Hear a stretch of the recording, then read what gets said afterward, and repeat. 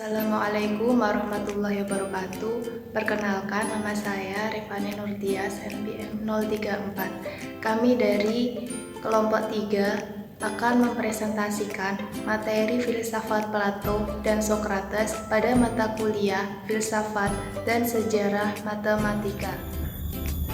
Perkenalkan, nama saya Fatmawati dari kelas PEMAT 7K1 NPM 18144100046.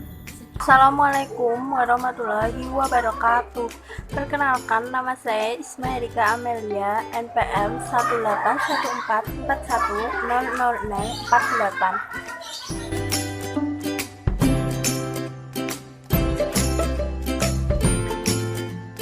Pada kesempatan ini, saya akan menjelaskan materi tentang filsafat Plato.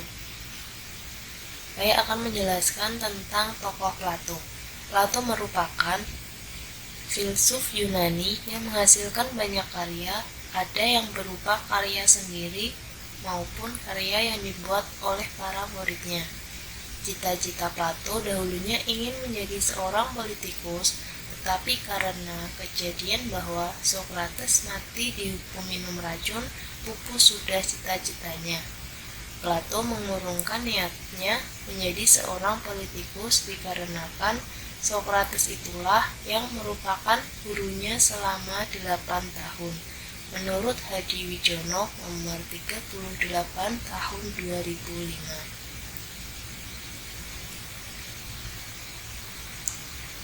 Plato memimpin pada abad Yunani kuno sekitar tahun 427 sampai 347 sebelum Masehi. Dalam masa kepemimpinannya, ia lebih cenderung kepada akal. Salah satu metodenya disebut dengan metode kritis, yang berpandangan ke Sparta sebagai gambaran kasar negeri persemakmuran yang selalu diidealkan. Pada masa kejayaannya, ia mempunyai karya yang berjudul Republik, yang mempunyai pemikiran tentang filsafat murni, serta yang mendorongnya untuk menyukai Sparta. Menurutnya, negara ideal menganut prinsip kebajikan. Pandangan Plato mengenai sebuah negara tidak jauh berbeda dengan Sokrates. Negara yang baik adalah negara yang berpengetahuan, di mana negara tersebut dipimpin oleh orang yang bijak.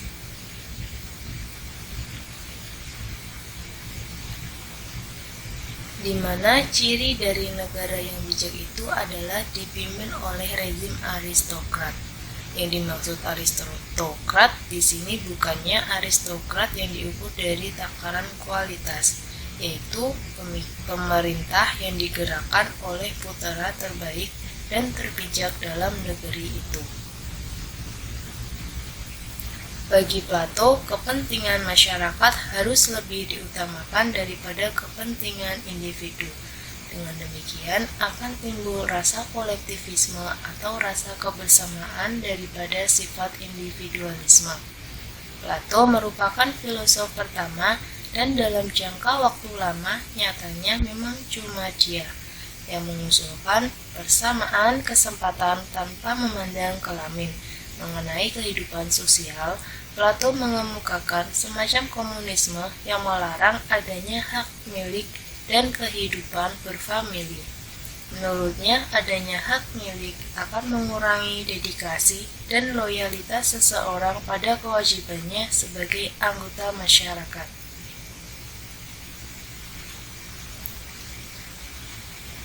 Selanjutnya, saya akan menjelaskan tentang ajaran Plato. Ajaran Plato dapat dikategorikan menjadi 3 besar, yaitu ajaran tentang ide, ajaran tentang manusia, ajaran tentang etika, dan ajaran tentang negara.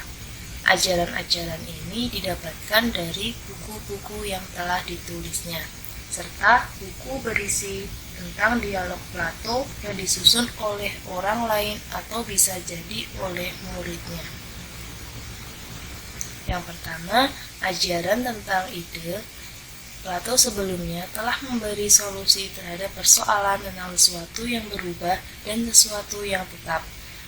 Persoalan ini merupakan perlawanan pemikiran antara Herakleitos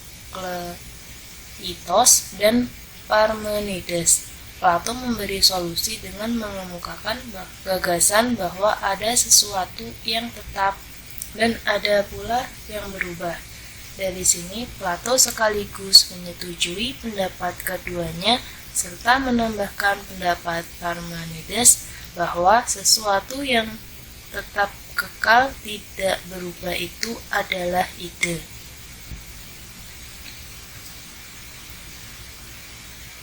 Ide merupakan inti dasar dari seluruh filsafat yang diajarkan oleh Plato.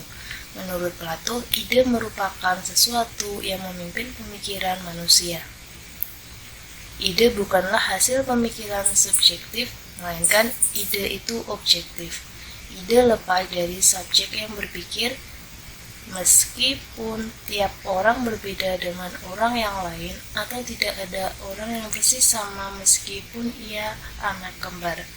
Tetap saja orang adalah manusia. Inilah idenya yang tak berubah itu.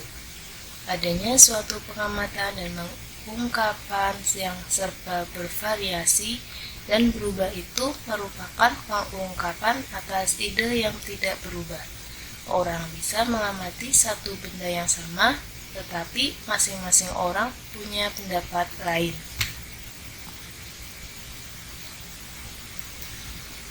Dalam menerangkan ide ini, Plato menerangkan dengan teori dua dunianya, yaitu dunia yang mencakup benda-benda jasmani yang disajikan panca indera.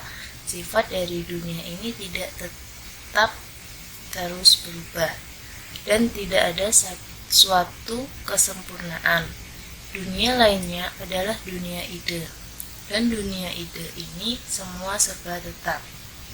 Sifatnya abadi dan tentunya serba sempurna. Ide mendasari dan menyebabkan benda-benda jasmani. Hubungan antara ide dan realitas jasmani bersifat sedemikian rupa sehingga benda-benda jasmani tidak bisa berada tanpa pendasaran oleh ide itu. Hubungan antara ide dan realitas dibagi menjadi tiga.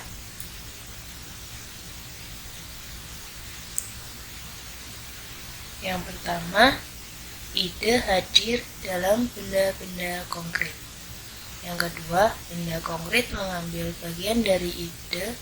Di sini Plato memperkenalkan partisipasi dalam filsafat. Yang ketiga, ide merupakan model atau contoh bagi benda-benda konkret. Benda-benda konkret itu merupakan gambaran tak sempurna yang menyerupai model tersebut. Yang kedua, ajaran Plato tentang manusia. Menurut Plato, ada dua hal yang utama dalam manusia, yaitu jiwa dan tubuh. Keduanya merupakan kenyataan yang harus dibedakan dan dipisahkan.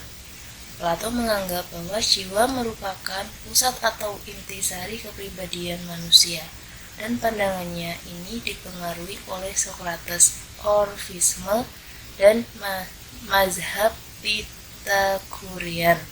Jiwa mempunyai sifat-sifat yang sama dengan ide, jadi sifatnya abadi dan tidak berubah. Plato memiliki pendapat bahwa jika memiliki tiga bagian itu, yaitu rasional yang dihubungkan dengan kebijaksanaan yang dapat mengendalikan pada rasa yang lebih rendah seperti nafsu, kehendak yang dihubungkan dengan kegagahan, dan keinginan yang dihubungkan dengan nafsu. Menurut Delgauf nomor 25 tahun 1992.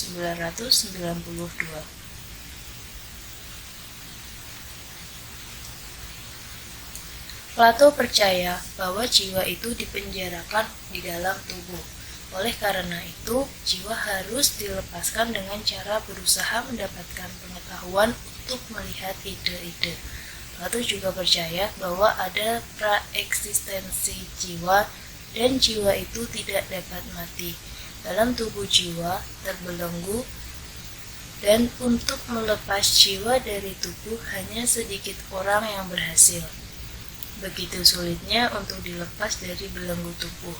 Oleh karena itu, paling tidak menurut Plato, orang harus berusaha untuk memperoleh pengetahuan sebanyak-banyaknya tentang kenyataan dan ide-ide.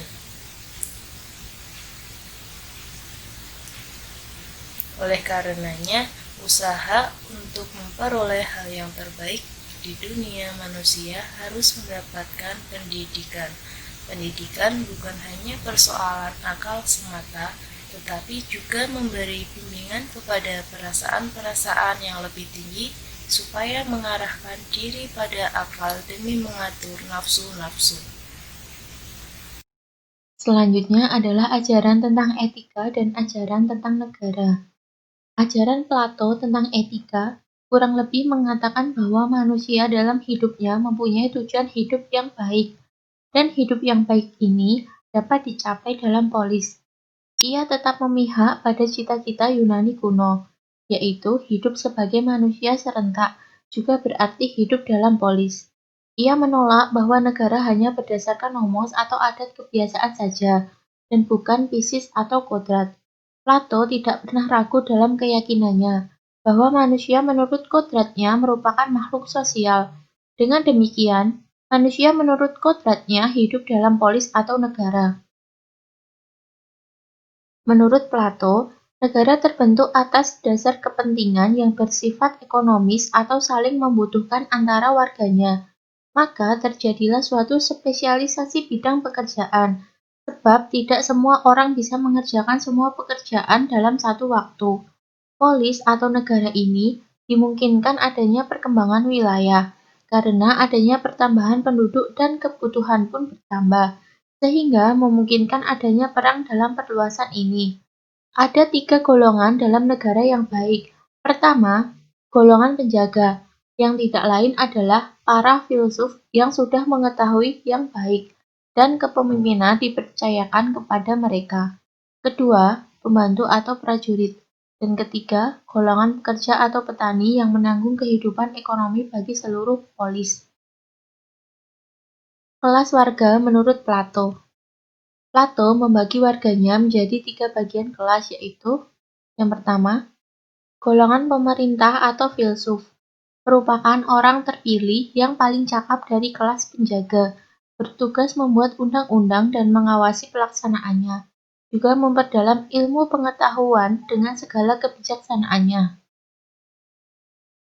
Yang kedua, golongan pengusaha. Mereka lebih bergerak dalam bidang perekonomian dan berproduksi tetapi tidak memerintah. Yang ketiga, golongan cerdik pandai. Mereka diberi makan dan dilindungi, serta mereka juga memerintah. Pengetahuan dan persepsi Plato. Plato juga menentang pandangan yang mempersamakan pengetahuan dan persepsi. Dia mengawalinya dengan menyatakan bahwa kita mempunyai persepsi melalui mata dan telinga, bukan dengan mata dan telinga. Dan ia juga melanjutkan pernyataannya bahwa sejumlah pengetahuan kita tidak ada kaitannya dengan organ inderawi. Untuk memisahkan tentang apa yang dapat diterima atau yang harus ditolak dalam argumen yang menentang tentang penyamaan pengetahuan dengan persepsi tidaklah mudah. Plato membaginya menjadi 3 tesis yang saling berkaitan. Yang pertama, pengetahuan adalah persepsi. Dalam hal ini dijelaskan bahwa perbandingan pengetahuan tentang eksistensi dan pemahaman tentang bilangan-bilangan adalah hal-hal yang esensial dalam pengetahuan, namun tidak dapat digolongkan dalam persepsi, sebab bukan hasil dari kerja organ inderawi. Yang kedua, manusia adalah ukuran segala sesuatu. Dalam hal ini, kita harus bisa dan mampu untuk membedakan antara hasil persepsi dan kesimpulan. Hasil persepsi, setiap manusia tidak bisa terbatasi pada dirinya. Apa yang harus dia ketahui tentang hasil persepsi orang lain bersumber dari kesimpulan berdasarkan hasil persepsinya sendiri lewat pendengaran dan pembacaan. Hasil persepsi orang yang bermimpi dan orang gila sebagai hasil persepsi, sama dengan hasil persepsi orang lain. Salah satunya, keberatan terhadap hasil persepsi yang demikian adalah konteks mereka yang tidak lazim. Mereka lebih cenderung melahirkan kesimpulan yang keliru. Yang ketiga, segala sesuatu dalam keadaan mengalir. Oposisi logika diciptakan sekedar untuk memudahkan kita, sementara untuk mengkaji perubahan yang berlangsung terus-menerus diperlukan perangkat kuantitatif. Perubahan arti kata akan lebih lambat dibandingkan dengan perubahan yang digambarkan melalui kata-kata adalah sesuatu yang niscaya. Tetapi, bahwa tidak terjadi perubahan dari kata-kata adalah sesuatu yang tidak niscaya. Kata-kata abstrak tidak berlaku dalam logika dan matematika, tetapi hanya berkaitan dengan format dan materi dari suatu proposisi. Dan untuk mewujudkan hal tersebut dilakukan dengan budi pekerti dari penduduknya melalui pendidikan. Selanjutnya adalah filsafat Sokrates. Tokoh Sokrates. Sokrates adalah filsuf dari Athena, Yunani, dan merupakan salah satu figur paling penting dalam tradisi filosofis Barat. Sokrates lahir di Athena tanggal 4 Juni 470 sebelum Masehi dan merupakan generasi pertama dari 3 ahli filsafat besar di Yunani, yaitu Sokrates, Plato, dan Aristoteles. Plato dan Aristoteles merupakan murid Sokrates. Ayah Sokrates berprofesi sebagai pemahat patung dari batu atau stone mason, bernama Saproniskos. Ibunya adalah seorang bidan yang bernama Painaret. Dari sinilah Sokrates menanamkan metodenya berfilsafat dengan metode kebidanan. Sokrates beristri seorang perempuan bernama Xanthip dan dikaruniai 3 orang anak, yaitu Rampokles, Soproniskos, dan Menehen. Sokrates adalah sosok tokoh filosof yang penuh teka-teki dalam sejarah perkembangan filsafat. Ia tidak pernah menulis sebaris kalimat pun dalam sebuah tulisan. Masa hidup Sokrates sezaman dengan kaum sofis. Ia terkenal sebagai orang yang berbudi baik, jujur, dan adil. Cara menyampaikan pemikirannya kepada para pemuda, ia menggunakan metode tanya-jawab. Sebab itu, ia memperoleh banyak simpati dari pemuda di negerinya. Namun, ia juga kurang disenangi oleh orang banyak dengan menuduhnya sebagai orang yang merusak moral para pemuda negerinya. Selain itu, ia juga dituduh menolak dewa-dewa atau tuhan-tuhan yang telah diakui negara. Buku Apologi memberi gambaran jelas tentang sosok manusia tertentu. Seorang manusia yang sangat percaya diri, berjiwa besar, tak peduli pada kesukaan duniawi, yakni bahwa ia dibimbing oleh suara ilahi, dan yakin bahwa penalaran yang jernih adalah syarat terpenting untuk hidup secara benar. Dalam Apologi, Sokrates membela dirinya, bukanlah demi kepentingannya sendiri, melainkan demi kepentingan para hakim. Menurutnya, para hakim adalah nyamuk masyarakat, dikirim dewa ke negeri itu, dan tak mudah menemukan orang lain semacam dia, atau Sokrates. Sokrates menjawab tuduhan itu, dan menanyakan kepadanya, siapakah orang yang memperbaiki pemuda? Melitus menjawab, mula-mula para hakim, kemudian terdesak sedikit mengatakan bahwa semua orang Athena kecuali Sokrates memperbaiki pemuda. Sokrates mengucapkan selamat bahwa Athena memiliki nasib baik untuk memiliki begitu banyak orang yang berusaha memperbaiki pemuda, dan orang-orang baik tertentu lebih pantas untuk dipergauli daripada orang jelek. Maka dari itu, ia tidak akan dapat menjadi begitu bodoh untuk dapat merusak mereka dengan sengaja. Setelah keputusan dibacakan, ia ditolak hukuman alternatif sebesar 30 minai, yang untuk ini Sokrates menyebut nama Plato sebagai salah seorang yang sanggup membayarnya dan hadir dalam sidang itu. Sokrates menyampaikan pidato terakhirnya tentang kematian. Ia mengatakan bahwa kematian bukanlah akhir dari segalanya, Kematian merupakan terpisahnya jasad dan ruh untuk melanjutkan ke dunia selanjutnya. Dalam proses pengadilan, Socrates dinyatakan bersalah dengan suara 280 melawan 220 menurut Bertens 1975 pada halaman 82. Ia dituntut hukuman mati. Socrates dihukum mati dengan meminum racun. Ada yang menyebutkan racun dari tumbuhan cemara. Yang jelas racun itu berasal dari tumbuh-tumbuhan. Socrates telah meninggal dunia, tetapi nama dan pemikiran-pemikirannya tetap hidup untuk selama-lamanya. Socrates merupakan orang yang biasa-biasa saja, tetapi semua orang sepakat bahwa raut muka Socrates amat buruk, hidungnya papak, dan perutnya begitu gendut. Ia lebih jelek ketimbang para Silenus dalam drama satiris. Ia selalu mengenakan pakaian kumal dan tua. Kemanapun ia pergi selalu bertelanjang kaki. Sikapnya yang tak peduli pada panas dan dingin, lapar dan haus mengherankan semua orang. Pokok pemikiran Socrates. Seseorang yang suka merenung pasti pernah memikirkan tentang makna hidupnya.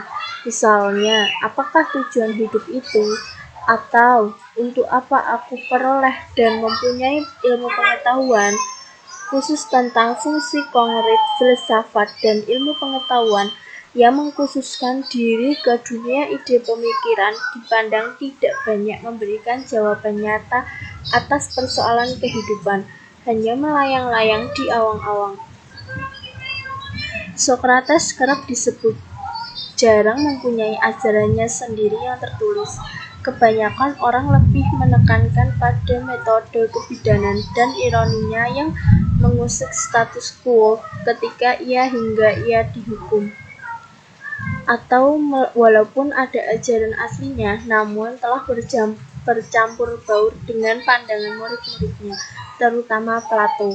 Seperti para sofis pada zamannya, ia memberikan pengajaran kepada rakyatnya dan mengarahkan perhatiannya pada manusia.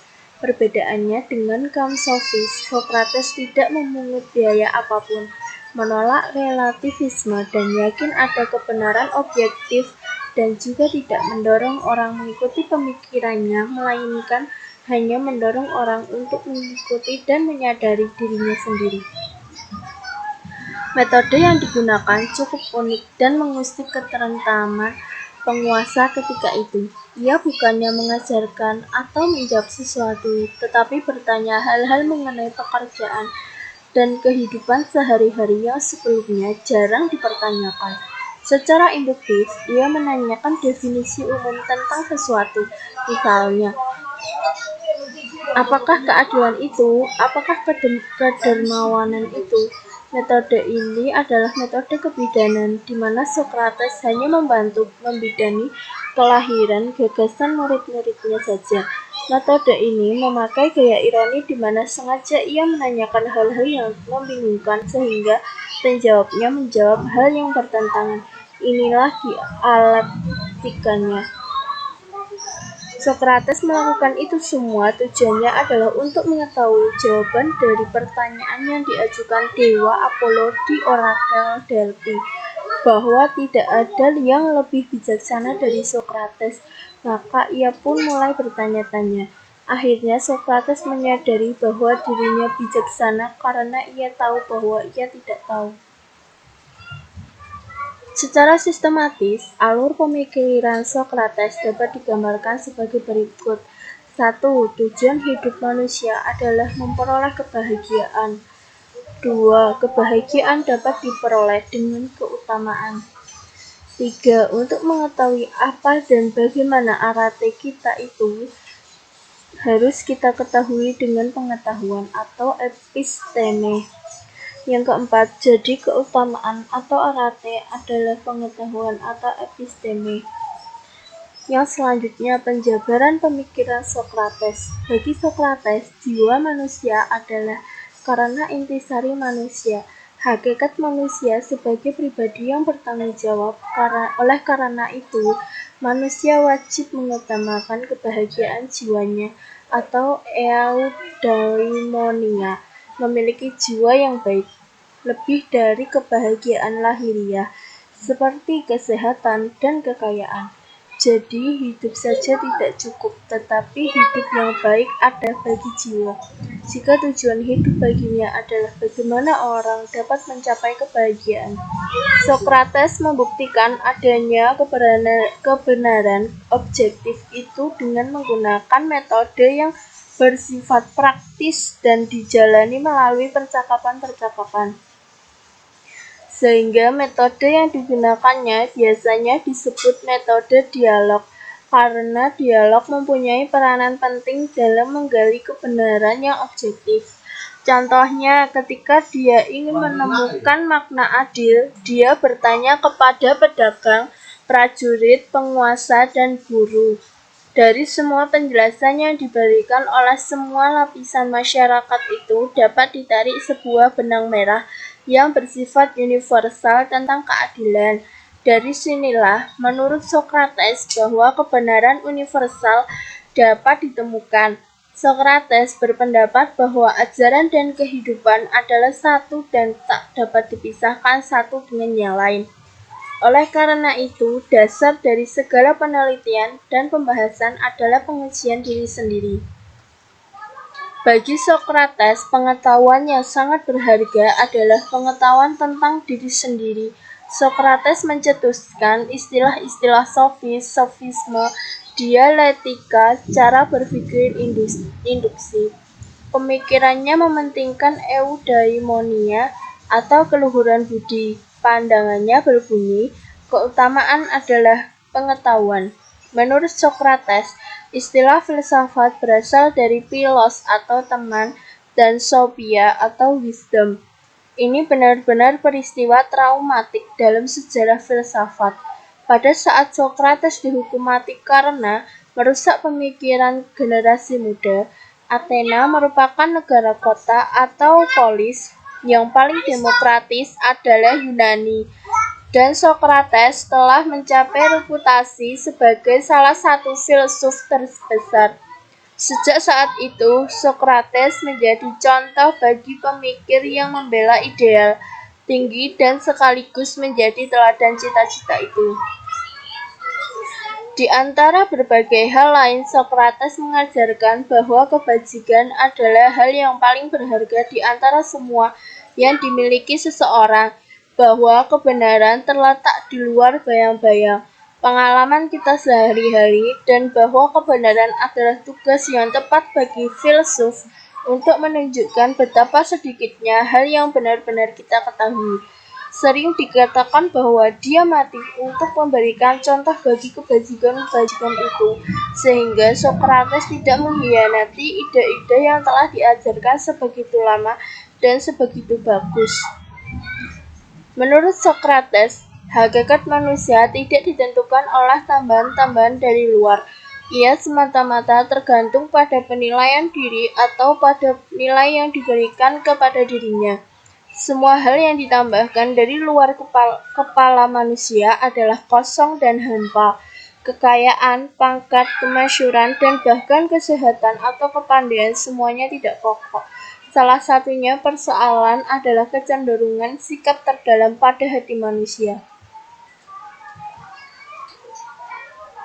Pemikiran Sokrates dibukukan oleh Plato muridnya, hidup pada masa yang sama dengan mereka yang menamakan diri sebagai sofis atau yang bijaksana dan berpengetahuan.